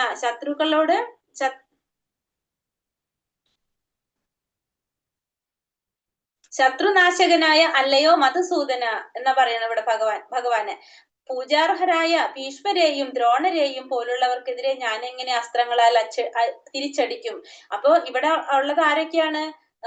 ഭീഷ്മരും ദ്രോണരെ പോലുള്ളവരും ഭീഷ്മരെ പോലുള്ളവരൊക്കെയാണ്. അവരൊക്കെ ആരാണ്? ഗുരുജനങ്ങളാണ്, പിതാമഹന്മാരാണ്, ഇവരൊക്കെയാണ്. അപ്പൊ അത്രയും പൂജാർഹരായിട്ടുള്ളവരാണ് ഇവരെല്ലാവരും. അവർക്കെതിരെ തിരിച്ചടിക്കാനായിട്ട് ആരാഗ്രഹിക്കുന്നില്ല? അർജുനൻ ആഗ്രഹിക്കുന്നില്ല. കാരണം അർജുനൻ ഈ വില്ലാളി വീരനായതും ഈ അസ്ത്രവിദ്യകളും ഇതെല്ലാതും പരിശീലിച്ചതും ആരിൽ നിന്നാണ്? അർജുനന്റെ ഗുരുവിൽ നിന്നാണ്, അല്ലെ? ഗുരുവിൽ നിന്നാണ് ഇതൊക്കെ പഠിച്ചത്. പക്ഷെ ആ ഗുരുവിന്റെ അടുത്ത് തന്നെ ഇതൊക്കെ പ്രയോഗിക്കാനായിട്ട് ആരാഗ്രഹിക്കുന്നില്ല? അർജുനൻ ഒരിക്കലും ആഗ്രഹിക്കുന്നില്ല. അപ്പൊ അർജുനൻ ഭഗവാന്റെ അടുത്ത് ചോദിക്കുകയാണ്, മധുസൂദന, പൂജാർഹരായ ഈ ഭീഷ്മരെയും ദ്രോണരെയും പോലുള്ളവർക്കെതിരെ ഞാൻ എങ്ങനെയാണ് അസ്ത്രങ്ങളാൽ തിരിച്ചടിക്കുക എന്നുള്ളതാണ് അർജുനൻ ചോദിക്കുന്നത്. കാരണം ഗുരുജനങ്ങളോട് വാക്സമരത്തിൽ പോലും ഏർപ്പെടുന്നതാണ് സാമാന്യ മര്യാദ. കാരണം നമ്മളുടെ ഒരു മര്യാദ എങ്ങനെയാണ്? ഗുരുതുല്യരായവരുടെ അടുത്ത്, ഗുരുക്കന്മാരുടെ അടുത്ത് നമ്മൾ ഒരിക്കലും വാക്കുകൊണ്ട് പോലും എന്ത് ചെയ്യരുത്? സമരത്തിന് പോകരുത്. അവരെ അത്രയും റെസ്പെക്ട് കൊടുക്കണം എന്നുള്ളതാണ് സാമാന്യമായിട്ടുള്ള ഒരു മര്യാദ. അപ്പൊ അത് തെറ്റിക്കാൻ ആരാഗ്രഹിക്കുന്നില്ല ഇവിടെ? അർജുനൻ ആഗ്രഹിക്കുന്നില്ല. തന്റെ പിതാമഹനായ ഉഗ്രസേനനെയോ ഗുരുവായ സന്ദീപനി മുനിയെയോ എതിർക്കാൻ കൃഷ്ണൻ തുനിയുമോ? ഇവയാണ് അർജുനൻ കൃഷ്ണനോട് ചോദിച്ച ചില വാദമുഖങ്ങൾ. അപ്പൊ അതിനു വേണ്ടിയിട്ട് അർജുനൻ ഭഗവാന്റെ അടുത്ത് ചോദിക്കുന്ന എന്താണ്? അർജുനൻ ഭഗവാന്റെ ഗുരുവായിട്ടുള്ള സന്ദീപനി മഹർഷിയുടെ അടുത്തോ പിതാമഹനായിട്ടുള്ള ഉഗ്രസേനന്റെ അടുത്തോ എതിർക്കാനായിട്ട് ഭഗവാൻ ചെയ്യോ എന്നാണ് ആര് ചോദിക്കുന്നവിടെ? അർജുനൻ ചോദിക്കുകയാണ്. കാരണം ഇതേപോലെ തന്നെയല്ലേ ഞാനും, ഭഗവാൻ അത് ചെയ്യാൻ സാധിക്കുമോ എന്നാണ് ഇവിടെ അർജുനൻ ചോദിക്കുന്നത്. ഗുരുനഹത്വാഹി മഹാനുഭാവാൻ ശ്രേയോ ഭോക്തും പൈഷ്യമപീഹ ലോകേ ഹത്വാർത്ഥകാമാസ്തു ഗുരൂനിഹൈവ പുഞ്ചീയ ഭോഗാൻ രുതിരപ്രതിക്താൻ. എന്റെ ഗുരുജനങ്ങളായ മഹാത്മാക്കളുടെ ജീവിതം കൊണ്ട് പന്താടുന്നതിനേക്കാൾ നല്ലത് ഭിക്ഷയാചിച്ച് ഉപജീവിക്കുന്നതാകും. ലൗകിക നേട്ടങ്ങൾ ആഗ്രഹിക്കുന്നവരെങ്കിലും ഗുരുജനങ്ങളായ അവർ വധിക്കപ്പെടുകയാണെങ്കിൽ നാം ആസ്വദിക്കുന്ന സുഖങ്ങളെല്ലാം രക്തപങ്കിലമായിരിക്കും. എന്താ ഇവിടെ അർജുനൻ പറയുന്നത്? എന്റെ ഗുരുജനങ്ങളായ മഹാത്മാക്കളുടെ ജീവിതം കൊണ്ട് പന്താടുന്നതിനേക്കാൾ നല്ലത് ഭിക്ഷയാചിച്ച് ഉപജീവിക്കുന്നതാകും. അപ്പൊ ഈ പറഞ്ഞ ഗുരുജനങ്ങളായിട്ട് പിതാമഹന്മാരും ഗുരുജനങ്ങളും പൂജാർഹരായിട്ടുള്ള ഇവരുടെ അടുത്തൊക്കെ ഇവരെ ജീവിതം വെച്ചിട്ട് അവരുടെ ജീവിതത്തിനോട് പന്താടുന്നതിനേക്കാൾ നല്ലത് എന്താണ്? ഭിക്ഷയാചിച്ച് ഉപജീവിക്കുന്നതാകുമെന്നാണ് ഇവിടെ ആര് പറയുന്നത്? അർജുനൻ പറയുന്നത്. ലൗകിക നേട്ടങ്ങൾ ആഗ്രഹിക്കുന്നവരെങ്കിലും ഇവരൊക്കെ ലൗകികമായ നേട്ടങ്ങൾ ആഗ്രഹിക്കുന്നവരായിരിക്കും. ഗുരുജനങ്ങളായ അവർ വധിക്കപ്പെടുകയാണെങ്കിൽ നാം ആസ്വദിക്കുന്ന സുഖങ്ങളെല്ലാം രക്തപങ്കിലമായിരിക്കും. കാരണം അവരൊക്കെ ലൗകികമായ സുഖങ്ങൾ ആഗ്രഹിക്കുന്നവരായിരിക്കാം. പക്ഷെ അതുകൊണ്ടാണ് അവരെന്ത് ചെയ്തത്? അവര് ദുര്യോധന പക്ഷത്ത് അധർമ്മികളാണ് അവരെല്ലാവരും. ആ അധർമ്മത്തിന് കൂട്ടു നിൽക്കാനായിട്ട് ദുര്യോധന പക്ഷത്ത് ചേർന്നത് എന്തുകൊണ്ടാണ്? അവര് ലൗകിക നേട്ടങ്ങൾ ആഗ്രഹിക്കുന്നവരായതുകൊണ്ടായിരിക്കില്ല. ധർമ്മത്തിന് അവർക്ക് വേറെ ഓപ്ഷൻ ഇല്ല. കാരണം രാജാവായതുകൊണ്ട് രാജ്യത്തെ അവര് അതിന് കൂട്ടു നിൽക്കാതെ അവർക്ക് വേറൊരു ഓപ്ഷൻ ഇല്ല. അതുകൊണ്ടാണ് അവര് ദുര്യോധന പക്ഷത്ത് നിന്നത് തന്നെ. അപ്പൊ എന്താ പറയണത് അവിടെ? ഈ ഗുരുജനങ്ങളെ വധിക്കപ്പെടുകയാണെങ്കിൽ അവരൊക്കെ നമുക്ക് വധിച്ചു കഴിഞ്ഞാൽ എന്താണ് നമുക്ക് സംഭവിക്കുന്നത്? നമുക്ക് രാജ്യം കിട്ടുമായിരിക്കും, നമുക്ക് സുഖങ്ങളെല്ലാം കിട്ടും. പക്ഷെ ആ സുഖങ്ങളെല്ലാം എങ്ങനെയുള്ളതായിരിക്കും? രക്തപങ്കിലമായിരിക്കും. കാരണം രക്തം കലർന്നതായിരിക്കും ആ സുഖങ്ങളെല്ലാം. കാരണം ഇവരെല്ലാം വധിച്ചുകൊണ്ട് നമുക്ക് കിട്ടുന്ന ഒരു സുഖവും എന്തല്ല? ആസ്വദിക്കാൻ സാധിക്കുന്നതല്ല. അതെല്ലാം രക്തപങ്കിലമായിരിക്കും എന്നാണ് ആര് പറയുന്നത്? ഇവിടെ അർജുനൻ ഭഗവാന്റെ അടുത്ത് സമർത്ഥിക്കുന്നത്. വൈദിക നിയമങ്ങൾ അനുസരിച്ച് ദുഷ്കൃത്യം ചെയ്യുന്നവനും വിവേകം ചെയ്യുന്നവനായ ഗുരുവിനെ ഉപേക്ഷിക്കാം. അപ്പൊ ഇതിലെന്താ ഇപ്പൊ നമ്മളെ ഭാവാർത്ഥത്തിൽ പറയുന്ന പ്രഭാതർ പറയുന്ന വൈദിക നിയമം എങ്ങനെയാണ്? ദുഷ്കൃത്യം ചെയ്യുന്നവനും വിവേകം നശിച്ചവനുമായ ഗുരുവിനെ നമ്മൾ ഉപേക്ഷിക്കണം എന്നാണ് പറയുന്നത്. പിന്നെ ഭീഷ്മരും ദ്രോണരും ദുര്യോധനന്റെ സാമ്പത്തിക സഹായം സ്വീകരിച്ചു പോയത് കൊണ്ട് അയാളുടെ പക്ഷത്ത് ചേരാൻ ബാധ്യസ്ഥരായി. ദ്രോണരും ഭീഷ്മരും എന്തുകൊണ്ടാണ് ചെയ്യേണ്ടി വരുന്നത്? ദുര്യോധനന്റെ സാമ്പത്തിക സഹായം സ്വീകരിച്ചു പോയത് കൊണ്ട് അവർക്ക് വേറൊരു ഓപ്ഷൻ ഇല്ലാതെയായി. സാമ്പത്തിക പരിഗണനകൾക്ക് വശംവദരായി അവർ അപ്രകാരം ചെയ്യാൻ പാടില്ലാത്തതായിരുന്നു. ഈ സാഹചര്യത്തിൽ അവർ ഗുരുത്വത്തിന്റെ മഹനീയത നഷ്ടപ്പെടുത്തി. അപ്പൊ അവരും എന്ത് ചെയ്യാണ്? അധർമ്മത്തിന് കൂട്ടുനിൽക്കാണ് ചെയ്യുന്നത്. അപ്പൊ അവിടെ എന്തില്ലാന്നാ പറയണത്? അർജുനൻ ചിന്തിച്ച പോലെ തന്നെ അർജുനൻ പറഞ്ഞു അല്ലെ, ഇതൊക്കെ രക്തപങ്കിലമാകും. കാരണം ഈ പറഞ്ഞ ഗുരുജനങ്ങളൊക്കെ വധിച്ചാണെങ്കിൽ അത് ആ സുഖങ്ങള് ആസ്വദിക്കാൻ സാധിക്കില്ല, അതൊക്കെ രക്തപങ്കിലമാകുമെന്ന് പറഞ്ഞു. അപ്പൊ അതിന്റെ അവിടെ ഒരു ഭഗവാൻ പറയണ എന്താണ്? അത് ഇല്ല. കാരണം എന്തുകൊണ്ടാണ് അവിടെ നമുക്കത് വരാത്തതിന്റെ കാരണം പറയുന്നത് ഗുരുത്വത്തിന്റെ മഹനീയത നഷ്ടപ്പെടുത്തി. സാമ്പത്തിക പരിഗണനകൾക്ക് വശംവദരായി ഇപ്രകാരം ചെയ്തു കഴിഞ്ഞാൽ അത് അവിടെ എന്ത് സംഭവിച്ചു? ഗുരുത്വത്തിന്റെ മഹനീയത അവര് നഷ്ടപ്പെടുത്തി. അപ്പൊ പിന്നെ അവർക്ക് അങ്ങനെ ഒരു ഇത് ചെയ്യേണ്ട ആവശ്യമില്ല എന്നുള്ളതാണ് ഇവിടെ പറയുന്നത്. പിന്നെ അടുത്ത ശ്ലോകത്തിലോ നൈചൈതാദിക്മകതരന്നോ ഗരീയോ യത്വാ ജയേമായതിവാനോ ജയേയുഹു യാനേ വഹത്വാന ജിജീവിഷാമാസ്തേവസ്ഥിതാ പ്രമുഖേതാർത്ഥരാഷ്ട്ര. അവരെ ജയിക്കുന്നതോ അവരാൽ തോൽപ്പിക്കപ്പെടുന്നതോ ഏതാണ് നല്ലതെന്ന് നമുക്ക് അറിഞ്ഞുകൂടാ. ധൃതരാഷ്ട്രപുത്രന്മാരെ കൊന്നിട്ട് നാം ജീവിച്ചിരുന്നിട്ട് എന്തു കാര്യം? എങ്കിലും അവർ ഇപ്പോൾ ഈ യുദ്ധത്തിനായി നമ്മുടെ മുമ്പാകെ നിൽക്കുന്നു. ഇനി എന്താ അർജുനൻ ലാസ്റ്റ് പറയാണ്? അവരെ ജയിക്കുന്നതാണോ അവരാൽ കൊല്ലപ്പെടുന്നതാണോ ഏതാണ് നല്ലതെന്ന്, അവരാൽ തോൽപ്പിക്കപ്പെടുന്നതാണോ ഏതാണ് നല്ലതെന്നുള്ളത് എനിക്ക് മനസ്സിലാകുന്നില്ല. ധൃതരാഷ്ട്രപുത്രന്മാരെ കൊന്നിട്ട് നാം ജീവിച്ചിരുന്നിട്ട് എന്ത് കാര്യം? അവർ ഇപ്പോൾ ഈ യുദ്ധത്തിനായിട്ട് എന്താണ് നമ്മുടെ മുമ്പാകെ നിൽക്കാണ്. അപ്പൊ ഇതിൽ ഏതാണ് നല്ലത്? അവരെ വധിക്കുന്നതാണോ അല്ലെങ്കിൽ അവരാൽ വധിക്കപ്പെടുന്നതാണോ ഏതാണ് നല്ലതെന്നുള്ളത് അർജുനന് മനസ്സിലാകുന്നില്ല. അപ്പൊ അവരെ വധിച്ചിട്ട് നമ്മൾ ജീവിച്ചിരുന്നിട്ട് എന്താ കാര്യം? അവരിപ്പോ യുദ്ധം ചെയ്യാനായിട്ട് മുന്നിൽ നിൽക്കാണ്. അർജുനൻ മഹാനായ ഒരു ഭഗവത് ഭക്തൻ മാത്രമല്ല, അത്യന്തം വിവേകശാലിയും സുനിയന്ത്രിതവുമായ മനസ്സും ഇന്ദ്രിയങ്ങളും ഉള്ളവനെന്നും ഇവിടെ വ്യക്തമാകും വ്യക്തമാകുന്നുണ്ട്. അപ്പൊ അർജുനൻ എന്താണ്? ഭക്തൻ മാത്രമല്ല, അർജുനൻ എന്തുകൂടി കഴിയുന്നുണ്ട്? അർജുനന്റെ നിയന്ത്രിതമായിട്ടുള്ള മനസ്സും ഇന്ദ്രിയങ്ങളും ഉള്ളവനാണെന്ന് കൂടി ഇവിടെ മനസ്സിലാക്കുന്നുണ്ട്. വിവേകശാലിയും കൂടിയാണ് അർജുനൻ. അതുകൊണ്ടാണ് അർജുനൻ അങ്ങനെ ചിന്തിക്കുന്നത്. ഇതിലേതാണ് ബെറ്റർ എന്ന് ചിന്തിക്കുന്നത്. രാജകുടുംബത്തിൽ പിറന്നവനാണെങ്കിലും താൻ ഭിക്ഷാടനത്താൽ ജീവിച്ചു കൊള്ളാമെന്ന നിലപാട് അദ്ദേഹത്തിന്റെ നിസ്സംഗതയെ വെളിപ്പെടുത്തുന്നു. അപ്പോ രാജകുടുംബത്തിൽ ജനിച്ചവനാണ് അല്ലെ. അപ്പൊ എന്താണ്? രാജകുടുംബത്തിൽ ജനിച്ചതായതുകൊണ്ട് ഭിക്ഷാടനം നടത്തേണ്ട യാതൊരു ആവശ്യമില്ല. പക്ഷെ അർജുനൻ തീരുമാനിക്കാണ്, ഇതിനും നല്ലത് ഞാൻ എന്ത് ചെയ്തോളാം? ഭിക്ഷാടനത്തിന് പോയിക്കോളാം. അർജുനന്റെ ആ ഒരു മാനസികാവസ്ഥയാണ് പറയുന്നത്. അർജുനൻ എങ്കിൽ പോലും അവരായിട്ട് യുദ്ധം ചെയ്യാൻ താല്പര്യമില്ല അവിടെ. തന്റെ ആത്മീയ ഗുരുവായ കൃഷ്ണന്റെ നിർദ്ദേശങ്ങളിലുള്ള ദൃഢവിശ്വാസവും സ്വതസിദ്ധമായ ഗുണവിശേഷങ്ങളും കൂടിച്ചേർന്നപ്പോൾ അദ്ദേഹത്തിന്റെ ധർമ്മിഷ്ഠതയ്ക്ക് മാറ്റുകൂട്ടുന്നു. ഒന്നുകൂടി എന്താണ് സംഭവിക്കുന്നത്? അവിടെ കൃഷ്ണനാണ് അർജുനന്റെ കൂടെ ഉള്ളത്. അപ്പൊ ഒന്നുകൂടി അർജുനൻ ഓൾറെഡി എങ്ങനെയാണ്? മൃദുല ഹൃദയത്വമാണ്, ഭക്തനാണ്. ഭക്തന് വേണ്ട ക്വാളിറ്റീസ് എല്ലാം അർജുനനുണ്ട്. അതിന്റെ കൂടെ ഭഗവാന് കൂടെ ചേർന്നപ്പോൾ എന്താണ്? അതൊന്നുകൂടി അർജുനന്റെ ധർമ്മിഷ്ഠതയ്ക്ക് എന്താണ്? അത് മാറ്റുകൂടാണ് ചെയ്യണത്. നമ്മള് നല്ല വ്യക്തികളായിട്ട് കൂടിക്കഴിഞ്ഞാൽ എന്താ സംഭവിക്കുക? നമുക്കും അവരുടെ സ്വഭാവം കുറച്ച് നമ്മൾ അഡോപ്റ്റ് ചെയ്യും. അതല്ല, നമ്മളൊരു ചീത്ത കൂട്ടുകെട്ടിലോട്ട് പോയി കഴിഞ്ഞാലോ തിരിച്ച് നമ്മൾ അവരുടെ രീതിയിൽ ചെയ്യും. അത് തന്നെയാണ് അർജുനൻ ഒന്നുകൂടി എന്താ സംഭവിക്കുന്നത്? ഒന്നുകൂടി അർജുനന്റെ ധർമ്മിഷ്ഠതയ്ക്ക് മാറ്റുകൂടാണ് ചെയ്യുന്നത്. അർജുനൻ മോക്ഷപ്രാപ്തിക്ക് സർവ്വതാ യോഗ്യനാണെന്ന് ഇതിൽ നിന്ന് വ്യക്തമാക്കുന്നു. അർജുനൻ അപ്പൊ അത് കാരണം കൊണ്ട് മോക്ഷപ്രാപ്തിക്ക് സർവ്വതാ യോഗ്യനാണെന്നുള്ളതാണ് ഈ പോയിന്റിൽ നിന്ന് നമുക്ക് മനസ്സിലാക്കുന്നത്. കാരണം ഇന്ദ്രിയ നിയന്ത്രണം ഇല്ലാതെയും പിന്നെ അതുപോലെ തന്നെ ഭക്തി ഇല്ലാതെ ആർക്കും എന്ത് ചെയ്യാൻ സാധിക്കുന്നില്ല? മുക്തി നേടാനായിട്ട് സാധിക്കില്ല. അപ്പൊ അർജുനൻ ഇന്ദ്രിയങ്ങളെ നിയന്ത്രിക്കാനും അതുപോലെ തന്നെ മുക്തിയും എന്താ പറയുക ഭക്തിയും ഉള്ളത് കൊണ്ട് അർജുനൻ എന്താണ്? മുക്തി നേടാനായിട്ട് സാധിക്കുന്ന പറയുന്നത്. അടുത്ത ശ്ലോകത്തിൽ എന്താ പറയണേ? കാർപ്പണ്യദോഷോപഹത സ്വഭാവഃ പൃച്ഛാമി ത്വാം ധർമ്മ സമ്മൂഢചേത യശ്രേയസാനിശ്ചിതം ബ്രൂഹി തന്മേ ശിഷ്യസ്തേഹം ശാധി മാം ത്വാം പ്രപന്നം. ദൗർബല്യം കൊണ്ട് ആത്മനിയന്ത്രണം നഷ്ടപ്പെട്ട എനിക്ക് കൃത്യനിർവഹണത്തെ പറ്റി ഒന്നും വ്യക്തമാകുന്നില്ല. ഈ അവസ്ഥയിൽ എനിക്ക് എന്താണ് യോജിച്ചതെന്ന് പറഞ്ഞു തരണം. ഞാനിപ്പോൾ അങ്ങയെ ശരണം പ്രാപിച്ച ശിഷ്യനാണ്, ദയവായി ഉപദേശം തന്നാലും.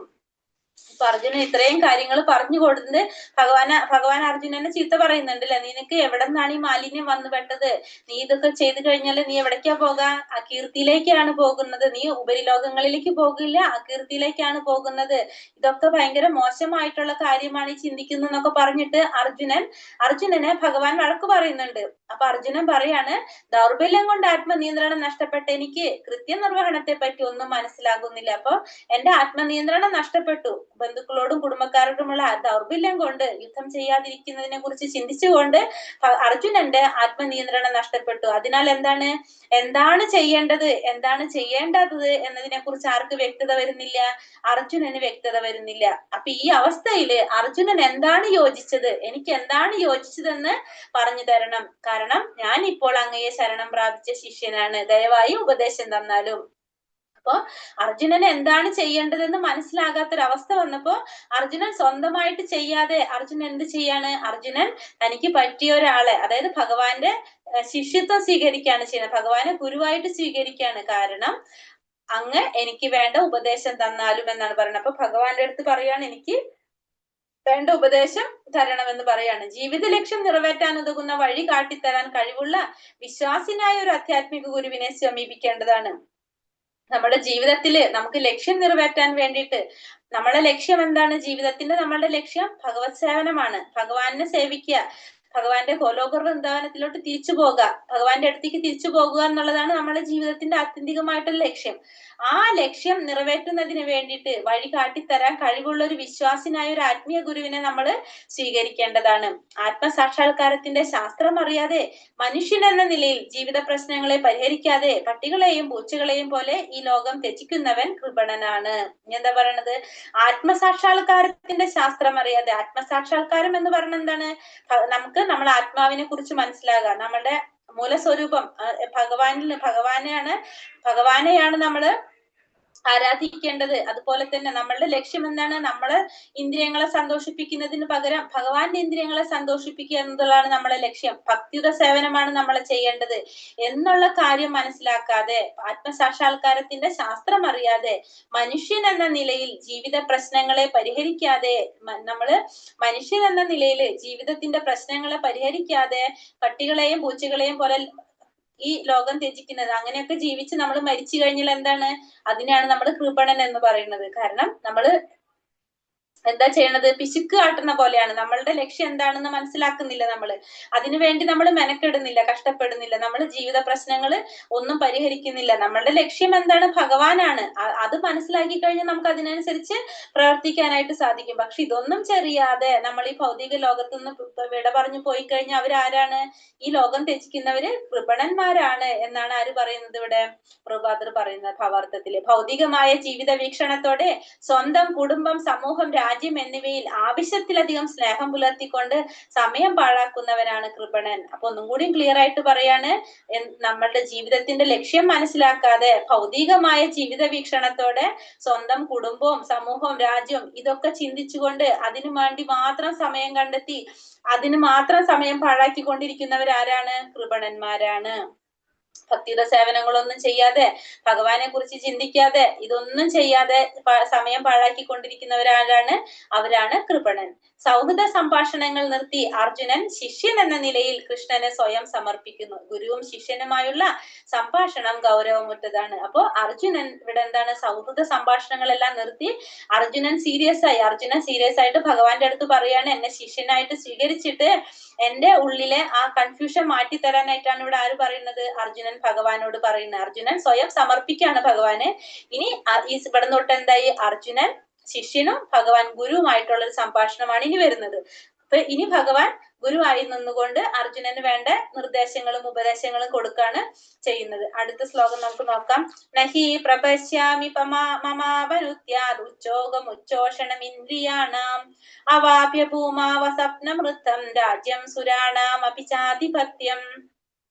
ഇന്ദ്രിയങ്ങളെ അലട്ടുന്ന ഈ ദുഃഖത്തെ ശമിപ്പിക്കാൻ ഈ ഒരു ഉപായവും ഞാൻ കാണുന്നില്ല. ഈ ഭൂമിയിൽ സമ്പദ് സമൃദ്ധവും എതിരാളികൾ ഇല്ലാത്തതും ദേവന്മാർക്ക് സ്വർഗത്തിലുള്ളതുപോലെ പരമാധികാരത്തോടുമുള്ള സാമ്രാജ്യം ലഭിച്ചാൽ പോലും എനിക്ക് ഈ ദുഃഖത്തെ അകറ്റാൻ സാധിക്കുകയില്ല. എന്താ ഇവിടെ പറയുന്നത്? ഇന്ദ്രിയങ്ങളെ അലട്ടുന്ന ഈ ദുഃഖങ്ങളെ നശിപ്പിക്കാനായിട്ടുള്ള യാതൊരു ഉപായവും ഞാനിവിടെ കാണുന്നില്ല. പിന്നെ ഈ ഭൂമിയിൽ സമ്പദ് സമൃദ്ധവും എതിരാളികൾ ഇല്ലാത്തതും ദേവന്മാർക്ക് സ്വർഗത്തിലുള്ളതുപോലെ പരമാധികാരത്തോടെയുമുള്ള സാമ്രാജ്യം ലഭിച്ചാൽ പോലും എനിക്ക് ഈ ദുഃഖത്തെ അകറ്റാൻ സാധിക്കില്ല. അപ്പൊ എത്രയും വലിയ കാര്യം ഇവിടെ കിട്ടിയാലും, എനിക്ക് ഇവിടെ എന്തൊക്കെ കിട്ടിക്കോട്ടെ, അതെന്തൊക്കെ കിട്ടിയാലും എനിക്ക് എന്ത് ചെയ്യാൻ സാധിക്കുന്നില്ല പറഞ്ഞ് എനിക്ക് സന്തോഷിക്കാനായിട്ട് സാധിക്കുന്നില്ല. കാരണം ഇപ്പൊ ദേവൻ സ്വർഗത്തിലുള്ള പോലെ പരമാധികാരം കിട്ടിക്കോട്ടെ, ഭൂമിയിൽ സമ്പദ് സമൃദ്ധി വന്നോട്ടെ, എതിരാളികളൊക്കെ പോയിക്കോട്ടെ, ഇതോ എന്തൊക്കെ ലഭിച്ചാലും എന്റെ ആ ദുഃഖം അകറ്റാനായിട്ട് എനിക്ക് സാധിക്കുന്നില്ല എന്നാണ് ഇവിടെ ആര് പറയുന്നത്? അർജുനൻ പറയുന്നത്. കാരണം ഈ അർജുനന്റെ ഈ വിഷമം അകറ്റാൻ ആർക്കേ സാധിക്കുള്ളൂ? ഒരു ആത്മീയ ഗുരുവിന് മാത്രമേ സാധിക്കുള്ളൂ. ജീവിതത്തിലെ ചുട്ടുനീട്ടുന്ന പ്രശ്നങ്ങൾക്ക് പരിഹാരം കാണുന്നതിന് ഒരു ആധ്യാത്മിക ആചാര്യന്റെ സഹായമില്ലാതെ സാധിക്കുകയില്ല. കാരണം ഈ രീതിയിലുള്ള ജീവിതത്തിലെ പ്രശ്നങ്ങൾ തീർക്കാൻ ആർക്കേ സാധിക്കുന്നുള്ളൂ? ആ ഒരു ആധ്യാത്മിക ആചാര്യന് മാത്രമേ സാധിക്കുന്നുള്ളൂ. പിന്നെ കൃഷ്ണാവബോധ ശാസ്ത്രത്തിൽ നിപുണനാകാതെ ആർക്കും വിശ്വാസനായ ഒരു ആത്മീയ ഗുരുവാകാൻ സാധിക്കുകയുമില്ല. ഒരു ആത്മീയ ഗുരു ആവണമെങ്കിൽ എന്ത് വേണം? കൃഷ്ണാവബോധ ശാസ്ത്രത്തിൽ നിപുണനായവർക്ക് മാത്രമേ അത് സാധിക്കുന്നുള്ളൂ. കൃഷ്ണാവബോധ ശാസ്ത്രത്തിൽ നിപുണനായി കഴിഞ്ഞാൽ അവര് ആരായിക്കോട്ടെ, അവര് ബ്രാഹ്മണനായിക്കോട്ടെ, എന്താണ് പറഞ്ഞ ക്ഷത്രിയനായിക്കോട്ടെ, ശൂദ്രനായിക്കോട്ടെ, സന്യാസി ആയിക്കോട്ടെ, ആരായിക്കോട്ടെ, അവർക്ക് എന്താണ് വിശ്വാസിനായിട്ടുള്ളൊരു ഗുരുവായിരിക്കാനായിട്ട് സാധിക്കും.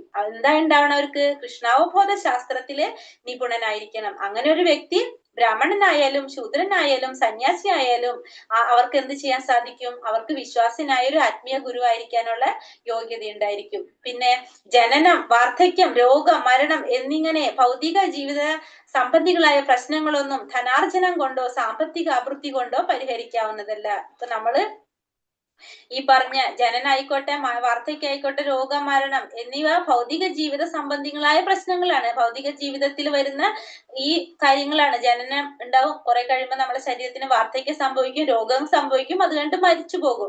ഇതൊക്കെ നമ്മുടെ ഭൗതിക ജീവിതത്തിൽ ഉണ്ടാകുന്ന നമ്മുടെ ശരീരത്തിനോട് ബന്ധപ്പെട്ട് വരുന്ന പ്രശ്നങ്ങളുണ്ട്. ഇത് ധനം ആർജിക്കുന്നത് കൊണ്ടോ സാമ്പത്തികമായിട്ടുള്ള അഭിവൃദ്ധി കൊണ്ടോ ഇതൊന്നും പരിഹരിക്കാനായിട്ട് സാധിക്കില്ല. കുറെ സമ്പത്ത് ഉണ്ടെന്ന് വെച്ചിട്ട് അവർക്ക് അസുഖം വരാതിരിക്കുന്നുണ്ടോ? അവർക്ക് വാർദ്ധക്യം സംഭവിക്കാതിരിക്കുന്നുണ്ടോ? ഇതൊന്നും സാധിക്കുന്നില്ല. അപ്പൊ ഇതൊന്നും നമുക്ക് എന്തുകൊണ്ട് പരിഹരിക്കാൻ സാധിക്കുന്നില്ല? ധനാർജനം കൊണ്ടും സാമ്പത്തിക അഭിവൃദ്ധി കൊണ്ടൊന്നും ഈ പ്രശ്നങ്ങൾക്കൊന്നും പരിഹാരം ഉണ്ടാക്കാനായിട്ട് സാധിക്കുന്നില്ല. പക്ഷേ നമുക്ക് എന്തെന്ന് പറ്റും?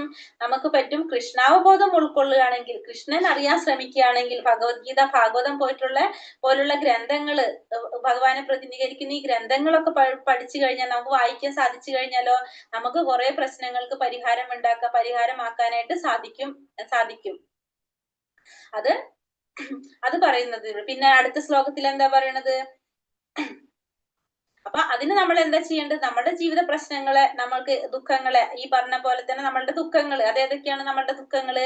ജന്മ, മൃത്യു, ജര, വ്യാധി. 4 ക്ലാസ്സിൽ നമ്മൾ എന്താ പറഞ്ഞത്? ജന്മ, മൃത്യു, ജര, വ്യാധി. ഇതിനെ നമുക്ക് എന്നേക്കുമായിട്ട് നമുക്ക് അവസാനിക്കണമെങ്കിൽ നമുക്ക് എന്തുണ്ടാവണം? നമ്മൾ ഭഗവാന് സറണ്ടർ ആവണം. ഭഗവാന് സറണ്ടർ ആവണം എന്ന് വെച്ചിട്ടുണ്ടെങ്കിൽ നമ്മൾ ആത്മസാക്ഷാത്കാരം നേടാനായിട്ട് ശ്രമിക്കണം.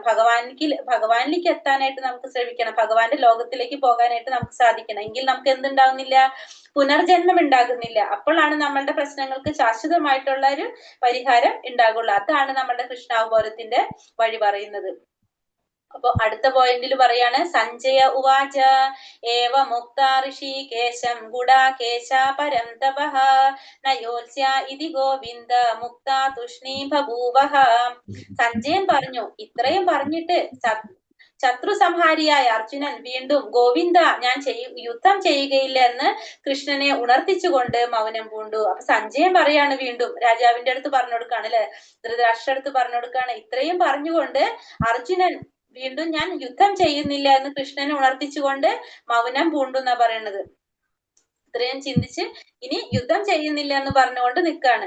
അർജുനൻ യുദ്ധം ചെയ്യാതെ പോർക്കളം വിട്ട് ഭിക്ഷാടത്തിനായി പുറപ്പെടുന്നു എന്നറിയുമ്പോൾ ധൃതരാഷ്ട്രക്ക് വലിയ സന്തോഷമായിരുന്നിരിക്കണമെന്നാൽ സഞ്ജയൻ അദ്ദേഹത്തെ പരന്തപ എന്ന് പദപ്രയോഗം കൊണ്ട് നിരാശപ്പെടുത്തി. അപ്പൊ അർജുനൻ യുദ്ധം ചെയ്യുന്നില്ല, പോർക്കളം വിട്ട് ഭിക്ഷാടനത്തിന് പോയാലും സാരമില്ല എന്നാണല്ലോ അർജുനൻ ഭഗവാന്റെ അടുത്ത് പറയുന്നത്. അപ്പൊ ഇത് സഞ്ജയൻ പറഞ്ഞു കൊടുക്കുമ്പോ ധൃതരാഷ്ട്രക്ക് എന്താ ഉണ്ടാവുക? സ്വാഭാവികമായിട്ടും സന്തോഷം ഉണ്ടാകും. കാരണം തന്റെ മക്കൾക്ക് രാജ്യം തിരിച്ചു കിട്ടി, തന്റെ മക്കൾ രക്ഷപ്പെട്ടു എന്ന് ആര് ചിന്തിക്കും? ധൃതരാഷ്ട്ര ചിന്തിക്കും. എന്നാൽ സഞ്ജയൻ അവിടെ എന്താ പറയണത്? അർജുനനെ എങ്ങനെ പറഞ്ഞ വിശേഷിപ്പിക്കുന്നത്? പരന്തപ, ശത്രുക്കളെ സംഹരിക്കാൻ കഴിവുള്ളവൻ എന്ന പദപ്രയോഗം കൊണ്ട് നിരാശപ്പെടുത്തി. അവിടെ അർജുനൻ ഇവിടെ എങ്ങനെയാ പറയുന്നത്? പരന്തപ എന്നാണ് പറയുന്നത്. ശത്രുക്കളെ സംഹരിക്കാൻ കഴിവുള്ളവൻ എന്ന പദപ്രയോഗം കൊണ്ട് ആര് നിരാശപ്പെടുത്താണ്? ധൃതരാഷ്ട്രം നിരാശപ്പെടുത്താണ് ചെയ്യുന്നത്. തമുവാച ഋഷികേശ പ്രഹസന്നിവ ഭാരത സേനയോരുഭയോർ മധ്യേ വിഷീദന്തമിതം വചഃ. അല്ലയോ ഭാരത, അപ്പോൾ ഇരു സൈന്യങ്ങളുടെയും നടുവിൽ വെച്ച് മന്ദഹാസത്തോടെ കൃഷ്ണൻ ദുഃഖിതനായ അർജുനനോട് പറഞ്ഞു. ഇനി അടുത്തിൽ പറയുന്നതാണ് അല്ലയോ ഭാരത. അർജുനനെ വിളിക്കാണ് ഭഗവാൻ. അല്ലയോ ഭാരത എന്ന് പറയാണ് അല്ലെ. ഭാരതകുലത്തിൽ പിറന്ന ശ്രേഷ്ഠ ഭാരതകുലത്തിൽ പിറന്നവൻ എന്നാണ് പറയണത്. ഭാരതകുലത്തിൽ പിറന്ന കൊണ്ട് എന്താ പറയണത്? അപ്പോൾ ഇരു സൈന്യങ്ങളുടെയും നടുവിൽ വെച്ച് മന്ദഹാസത്തോടെ കൃഷ്ണൻ ദുഃഖിതനായ അർജുനനോട് പറഞ്ഞു. ദുഃഖിതനായ അർജുനനോട് പറയാണ്. ഭഗവാൻ എന്താ പറയുന്നത് നോക്കാം. സുഹൃത്തുക്കളാകയാൽ ഇരുവരും ഒരേ നിലയിലുള്ളവരാണ്. ഒരാൾ സ്വമേധയാ മറ്റേയാളിന്റെ ശിഷ്യനായി, സ്നേഹിതൻ ശിഷ്യനായതോർത്താണ് കൃഷ്ണൻ മന്ദഹസിച്ചത്. അപ്പോ ഇവര് രണ്ടുപേരും സുഹൃത്തുക്കളാണ്. ഇപ്പൊ എന്തായി മാറി? സുഹൃത്ത് എന്നുള്ള സ്ഥാനത്ത് നിന്ന് ഒരാൾ ആരായി മാറി? ശിഷ്യനായിട്ട് ആൾ മാറി, ഒരാൾ ഗുരുവായിട്ട് മാറി. അപ്പോ അതുകൊണ്ട് ഭഗവാൻ മന്ദഹസിച്ചിട്ട് പറയാണ്, ഗുരുവായി സ്വീകരിച്ചപ്പോൾ ഉടൻ തന്നെ അദ്ദേഹം ഗുരുസ്ഥാനം സ്വീകരിക്കുകയും ആചാര്യൻ ശിഷ്യനോട് എന്ന പോലെ ഗാംഭീര്യത്തോടെ യഥാവിധി സംസാരിക്കുകയും ചെയ്യുന്നു. അപ്പൊ ഇനി ഗുരു ശിഷ്യ ബന്ധമാണ് ഇവരുടെ ഇടയിൽ വന്നതിൽ. അപ്പൊ അതുകൊണ്ട് ആ ഒരു ഗാംഭീര്യത്തോടെ ഭഗവാൻ ആരായി? ഭഗവാൻ ഗുരുവായി നിന്നുകൊണ്ട് ശിഷ്യന് വേണ്ട നിർദ്ദേശങ്ങൾ കൊടുക്കാണ്. ഗുരുവിന്റെ സ്ഥാനത്ത് നിന്നുകൊണ്ട് യഥാവിധി സംസാരിക്കാനായിട്ട് ഇനി പോകാണ്. ആര്? ഭഗവാൻ പോകാണ്. ഭഗവാൻ എന്താണ് പറയുന്നത്? ശ്രീ ഭഗവാനുവാച അശോജാനന്യശോജസ്ത്വം വാദാംശ ഭാക്ഷസേ ഗദാസൂനഗദാംസൂം ച നാനുശോചന്തി പണ്ഡിതാഃ. ശ്രീ ഭഗവാൻ പറഞ്ഞു, നീ ബുദ്ധിമാന്മാരെ പോലെ സംസാരിക്കുന്നുവെങ്കിലും ആവശ്യമില്ലാത്തവരെ ചൊല്ലി ദുഃഖിക്കുകയും ചെയ്യുന്നു. ബുദ്ധിമാന്മാർ ജീവിച്ചിരിക്കുന്നവരെ ചൊല്ലിയാകട്ടെ മരിച്ചവരെ ചൊല്ലിയാകട്ടെ വിലപിക്കാറില്ല. അപ്പൊ ഭഗവാൻ എന്താ പറയണത്? നീ ബുദ്ധിമാന്മാരെ പോലെയാണ് സംസാരിക്കുന്നത്, പക്ഷെ നീ എന്താണ് ചെയ്യുന്നത്? ബുദ്ധിമാന്മാരെ പോലെ സംസാരിക്കുന്നുവെങ്കിലും ആവശ്യമില്ലാത്തവയെ ചൊല്ലി നീ ദുഃഖിക്കുകയും ചെയ്യുന്നു. ബുദ്ധിമാന്മാര് ജീവിക്കുന്നവരെ കുറിച്ചോ മരിച്ചവരെ കുറിച്ചോ എന്ത് ചെയ്യുന്നില്ല? വിലപിക്കാറില്ല. ബുദ്ധിമാന്മാര് ജീവിച്ചിരിക്കുന്നവരെ കുറിച്ചും മരിച്ചവരെ കുറിച്ചും വിലപിക്കാറില്ല എന്ന് പറഞ്ഞു കൊടുക്കാണ്. ബുദ്ധിമാന്മാരെ പോലെ സംസാരിക്കുന്നു, പക്ഷെ നീ ആവശ്യമില്ലാത്തവരെ ചൊല്ലി ദുഃഖിക്കുന്നു. പക്ഷെ ബുദ്ധിമാന്മാരെ എങ്ങനെയാണ്? ജീവിച്ചിരിക്കുന്നവരെ കുറിച്ചും മരിച്ചവരെ കുറിച്ചും എന്ത് ചെയ്യുന്നില്ല? വിലപിക്കുന്നില്ല. അതിന്റെ കാരണം പറയുന്നുണ്ട്. അറിവെന്നാൽ പദാർത്ഥത്തിനെയും ജീവാത്മാവിനെയും രണ്ടിന്റെയും നിയന്ത്രണമായ പരമപുരുഷനെയും കുറിച്ചുള്ള ജ്ഞാനമാണെന്ന് അടുത്ത അധ്യായങ്ങളിൽ വിശദീകരിക്കുന്നുണ്ട്. ഇപ്പൊ നമ്മൾ അതിന് അടുത്തിൽ പറയാൻ പോകണ്ടില്ല. അറിവ് എന്ന് പറഞ്ഞാൽ എന്താണ്? ജ്ഞാനം എന്ന് പറയുന്നത് ഭഗവാനെ കുറിച്ചും ജീവാത്മാവിനെ കുറിച്ചും പിന്നെ അതുപോലെ തന്നെ ജീവാത്മാവിനെ കുറിച്ചും പരമാത്മാവിനെ കുറിച്ചും ശരീരത്തിനെ കുറിച്ചുള്ളൊക്കെ അറിവാണ് അല്ലെ. പദാർത്ഥത്തെ കുറിച്ചിട്ടുള്ള അറിവാണെന്നുള്ളത് നമ്മൾ ഇനി പറയാൻ പോകുന്നുണ്ട്. ഇന്നല്ലെങ്കിൽ നാളെ മണ്ണിടിയാൻ വിധിക്കപ്പെട്ടിട്ടുള്ളതാണ് ശരീരം. ആത്മാവിനെ പോലെ പ്രാധാന്യം ശരീരത്തിനില്ല. ഇതറിഞ്ഞ ആ വ്യക്തി ശരിക്കും വിജ്ഞാനിയാണ്. അപ്പൊ നമുക്ക് അറിയാവുന്ന ഒരു പോയിന്റ് ഭഗവാൻ ഇപ്പോൾ പറഞ്ഞു കൊടുക്കാണ്. പറയണം എന്താണ്? നീ ബുദ്ധിമാന്മാരെ പോലെ സംസാരിക്കുന്നു, പക്ഷെ എന്താണ്? നീ സംസാരിക്കുന്നുണ്ടെങ്കിലും നിനക്ക് എന്ത് വരുന്നില്ല? നീ ഒരു ആവശ്യമില്ലാത്തവരെ ചൊല്ലി നീ ദുഃഖിക്കുകയും ചെയ്യുന്നു. കാരണം ശരീരം എന്ന് പറഞ്ഞാൽ എന്താണ്? നാളെ മണ്ണടിയാൻ വിധിക്കപ്പെട്ടിട്ടുള്ളതാണ് എന്ത്? ശരീരം. ആത്മാവിനെ പോലെ പ്രാധാന്യം എന്തിനില്ല? ശരീരത്തിനില്ല. ഇതറിഞ്ഞ് ആ വ്യക്തി എങ്ങനെയാണ്? വിജ്ഞാനിയായിരിക്കുന്നത്. പറഞ്ഞ അത് അറിഞ്ഞൊരു വ്യക്തി എന്താണ്? വിജ്ഞാനിയായിരിക്കും എന്നാണ് പറയുന്നത്. അപ്പൊ അതെന്താണെന്ന് അടുത്ത ശ്ലോകത്തിൽ നോക്കാം. ന തേ വാഹം ജാതു നാസം ന ത്വം നേമേ ജനാധിപ ന ചൈവ ന ഭവിഷ്യാമ സർവേ വയമദം പരം.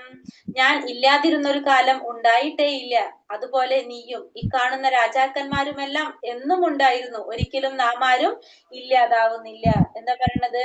ഞാൻ ഇല്ലാത്തൊരു കാലം ഒരിക്കലും ഉണ്ടായിട്ടില്ല, അതുപോലെ തന്നെയാണ് നീയും. കാരണം അന്നും ഞാൻ ഉണ്ടായിരുന്നു, നീയും ഉണ്ടായിരുന്നു. നാം എല്ലാവരും ഒരിക്കലും നാം ആരും ഇല്ലാതാവുകയുമില്ല, എല്ലാവരും എന്നും ഉണ്ടാകും എന്നാണ് പറയുന്നത്. ഒരിക്കലും നമ്മൾ ആരും ഇല്ലാതിരിക്കുന്നില്ല എന്നാര് പറയാണ് ഇവിടെ? ഭഗവാൻ അർജുനന് പറഞ്ഞു കൊടുക്കാണ്. കാരണം നമ്മൾ ഇല്ലാത്തൊരു സമയമില്ല, എപ്പോഴും ഞാനും നീയും ഒക്കെ ഉണ്ട്. സർവോത്കൃഷ്ടനായ വ്യക്തിയാണ് പരമദിവ്യോത്തമ പുരുഷനായ കൃഷ്ണൻ. ഭഗവാന്റെ സനാതന സുഹൃത്തായ അർജുനനും പോർനിലത്ത് ഒന്നിച്ചു നിന്നിട്ടുള്ള രാജാക്കന്മാരും ശാശ്വത വ്യക്തികൾ തന്നെയാണ്. എല്ലാവരും ശാശ്വതരായിട്ടുള്ള വ്യക്തികളാണ്. അവരാരും മുൻകാലത്ത് ജീവിക്കാത്തവരോ മേലിൽ ശാശ്വതത്വം നഷ്ടപ്പെട്ടവരോ അല്ല. അവരുടെ വ്യക്തിത്വം പണ്ടേ ഉള്ളതാണ്, അത് ഭാവിയിലും നിലനിൽക്കും. അതിനാൽ ആരെ കുറിച്ചും ദുഃഖിക്കേണ്ടതില്ല. അപ്പൊ ആരെ കുറിച്ചും ദുഃഖിക്കേണ്ട ആവശ്യമില്ല എന്നാണ് അർജുനന്റെ അടുത്ത് ഭഗവാൻ പറയുന്നത്. കാരണം നമ്മൾ എല്ലാവരും ഇന്നലെയും ഉണ്ടായിരുന്നു, നാളെയും ഉണ്ട്, ഇന്നും ഉണ്ടാവും. അപ്പൊ ഇത് എന്താണ് പറയണത്? എല്ലാവരും എന്നും ഉണ്ടാകും. ആരുടെയും ശാശ്വതത്വം നഷ്ടപ്പെട്ടവരല്ല. അവരാരും മുൻകാലത്ത് ജീവിക്കാത്തവരോ മേലിൽ ശാശ്വതത്വം നഷ്ടപ്പെട്ടവരോ അല്ല. അവരുടെ വ്യക്തിത്വം പണ്ടേ ഉള്ളതാണ്. അവരൊക്കെ പണ്ടേ അവരുടെ വ്യക്തിത്വം പണ്ടേ ഉള്ളതാണ്, അത് ഭാവിയിൽ നിലനിൽക്കും. അതിനാൽ ആരെ കുറിച്ചും ദുഃഖിക്കേണ്ട ആവശ്യമില്ല. ആത്മീയ വ്യക്തിത്വം ഭഗവത് ഭക്തർക്ക് മാത്രമേ മനസ്സിലാകുന്നുള്ളൂ. ആ ആത്മീയമായിട്ടുള്ള ഈ വ്യക്തിത്വത്തിനെ കുറിച്ച് എന്താണ്? ഭഗവാന്റെ ഭക്തന്മാർക്ക് മാത്രമേ മനസ്സിലാകുന്നുള്ളൂ. ഇനി പറയാണ്, ഭഗവാൻ പറഞ്ഞല്ലേ, ഇത് നിന്റെ ബുദ്ധിക്ക് മനസ്സിലാകുന്നില്ല എന്ന് മാത്രമേ ഉള്ളൂ. അത് എങ്ങനെയാണെന്നുള്ളത് ഭഗവാൻ ഇനി പറയാണ്. ദേഹിനോസ്മിൻ യഥാ ദേഹേ കൗമാരം യൗവനം ജരാ തഥാ ദേഹാന്തര പ്രാപ്തിർ ധീരസ്തത്രാന മുഹ്യതി. ശരീരസ്ഥനായ ആത്മാവ് ബാല്യത്തിൽ നിന്ന് യൗവനത്തിലേക്കും പിന്നെ വാർദ്ധക്യത്തിലേക്കും കടക്കുന്നത് പോലെ മരണശേഷം മറ്റൊരു ശരീരത്തിലേക്ക് പ്രവേശിക്കുന്നു. സമചിത്തനായ ഒരാൾക്ക് ഈ പരിണാമത്തെ പറ്റി സംഭ്രമം ഉണ്ടാകുന്നില്ല. ഇവിടെ എന്താ പറയുന്നത്? ഭഗവാൻ പറയാണ്, ശരീരസ്ഥനായിട്ടുള്ള ആത്മാവിനെ കുറിച്ച് പറയണം. ശരീരസ്ഥനായിട്ടുള്ള ആത്മാവ് ബാല്യത്തിൽ നിന്ന് യൗവനത്തിലേക്കും പിന്നെ വാർദ്ധക്യത്തിലേക്കും കടക്കുന്നത് പോലെ മരണശേഷം മറ്റൊരു ശരീരത്തിലേക്ക് പ്രവേശിക്കുന്നു. സമചിത്തനായിട്ടുള്ള ഒരാൾക്ക് ഈ പരിണാമത്തെ കുറിച്ച് സംഭ്രമം ഉണ്ടാകുന്നില്ല. അപ്പൊ ആത്മാവ് എങ്ങനെ പറഞ്ഞ, ശരീരത്തിന്റെ ഉള്ളിൽ ആത്മാവ് പ്രവേശിച്ചു കഴിഞ്ഞാല് ആ ശരീരം എന്ത് സംഭവിക്കണം? ശരീരത്തിന്റെ ബാല്യാവസ്ഥയിൽ നിന്ന് യൗവനത്തിലേക്ക് പോകും, പിന്നെ വാർദ്ധക്യത്തിലേക്ക് പോകും. അപ്പൊ ആത്മാവും അതേപോലെ തന്നെ പോകുന്നുണ്ട്. പക്ഷെ ആത്മാവിന് എന്ത് സംഭവിക്കുന്നില്ല? ഈ ശരീരത്തിന് വരുന്ന മാറ്റം ആത്മാവിനെ ബാധിക്കുന്നില്ല. അതിനുശേഷം ആത്മാവ് എന്ത് ചെയ്യണം? അങ്ങനെ കടക്കുന്നത് പോലെ മരണശേഷം ആ ആത്മാവ് ആ ഒരു ശരീരത്തിൽ നിന്ന് വേറൊരു ശരീരത്തിലേക്ക് പ്രവേശിക്കുന്നു. ഇത് മനസ്സിലാക്കിയ വ്യക്തികൾക്ക്, സമചിത്തനായ വ്യക്തികൾക്ക് ഈ പരിണാമത്തെ പറ്റി എന്തുണ്ടാകുന്നില്ല? അവർക്കൊരിക്കലും സംഭ്രമം ഉണ്ടാകുന്നില്ല. അവർക്കൊരിക്കലും സംഭ്രമം ഉണ്ടാകുന്നില്ല. കാരണം ശരീരത്തിനാണ് എന്ത് സംഭവിക്കുന്നത്? കുട്ടിയായിരിക്കുന്നതും യുവാവായിരിക്കുന്നതും വൃദ്ധനായിട്ട് കാണപ്പെടുന്നതും എന്തിനാണ്? ശരീരത്തിന് മാത്രമാണ്. ഈ പറഞ്ഞ പോലെ ആത്മാവിന് ഒരിക്കലും ഇതിലൊന്നും മാറ്റം സംഭവിക്കുന്നില്ല. ആത്മാവ് മരണശേഷം എന്ത് സംഭവിക്കാണ്? വേറൊരു ശരീരത്തിലോട്ട്, പുതിയൊരു ശരീരത്തിലോട്ട് ആത്മാവ് പോകാണ് ചെയ്യുന്നത്. അപ്പൊ അതുകൊണ്ട് അർജുനൻ എന്തിന്റെ ആവശ്യമില്ല?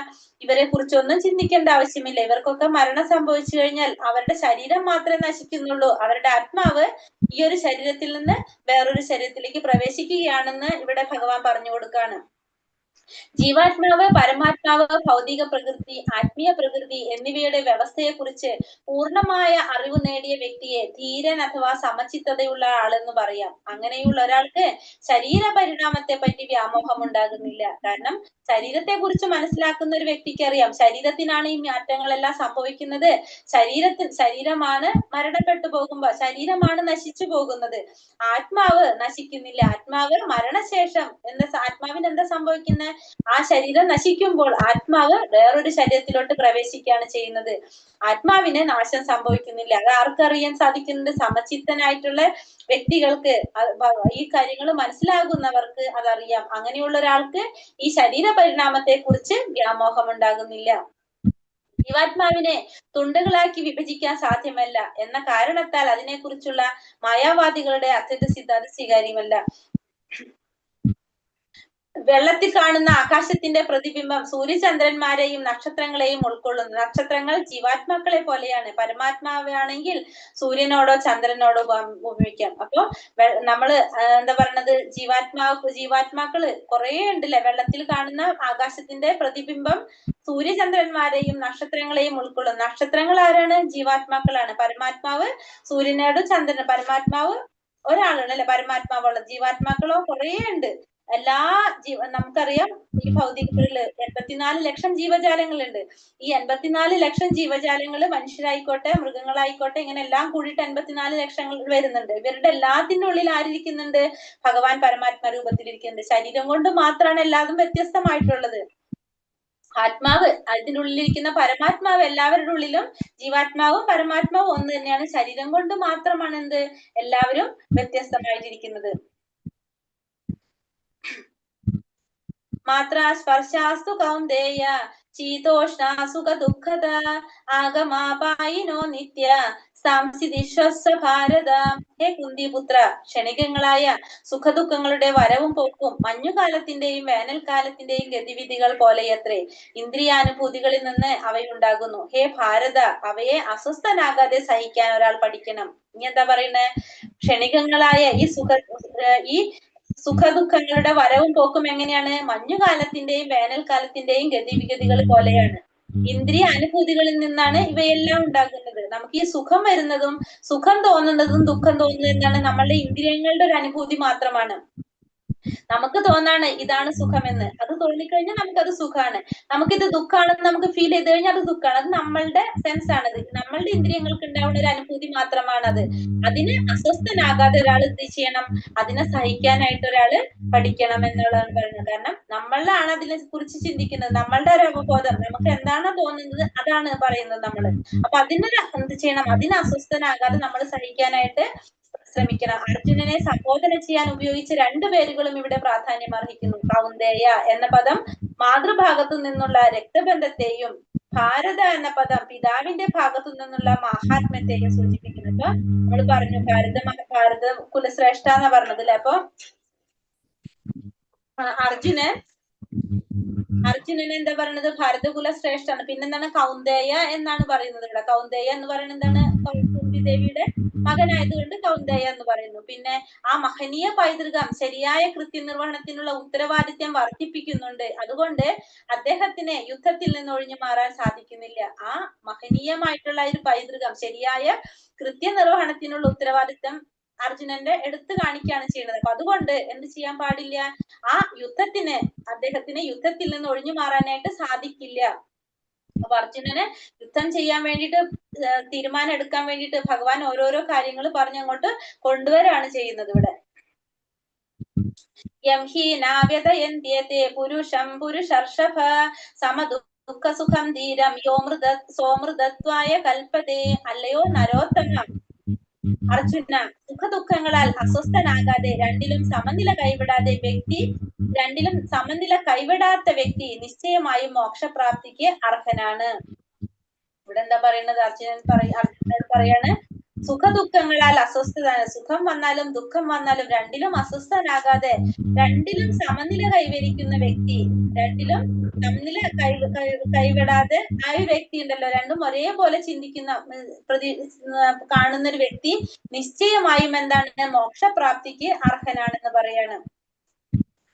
സുഖായാലും ദുഃഖായാലും ഒരുപോലെ കാണുന്ന, ആത്മസാക്ഷാത്കാരത്തിന്റെ ഔന്നിത്യം കൈവരിക്കാനുള്ള നിശ്ചയദാർഢ്യമുള്ളവനും സുഖദുഃഖങ്ങളെ ഒരുപോലെ സഹിക്കാൻ കഴിവുള്ളതുമായ ഒരു വ്യക്തി തീർച്ചയായും മുക്തിക്ക് അർഹനാണ്. കാരണം സുഖദുഃഖങ്ങളായാലും സുഖം വന്നാലും ദുഃഖം വന്നാലും അതെന്താണ്? അതിന് സുഖം വന്നാൽ കൂടുതൽ സുഖം എന്ന് ചിന്തിക്കാതെ ദുഃഖം വന്നാൽ കൂടുതൽ ദുഃഖമാണെന്ന് ചിന്തിക്കാത്തൊരു വ്യക്തി, അങ്ങനെയുള്ള ഒരു വ്യക്തിയാണെങ്കിൽ നമുക്കറിയാം ആത്മസാക്ഷാത്കാരം നേടിയൊരു വ്യക്തിയായിരിക്കും. ആ വ്യക്തി എപ്പോഴും എന്താണ്? മുക്തിക്ക് അർഹനാണെന്ന് പറയുന്നു. മുക്തിക്ക് അർഹനായിരിക്കും. ഹരേ കൃഷ്ണ. നിർത്തല്ലേ?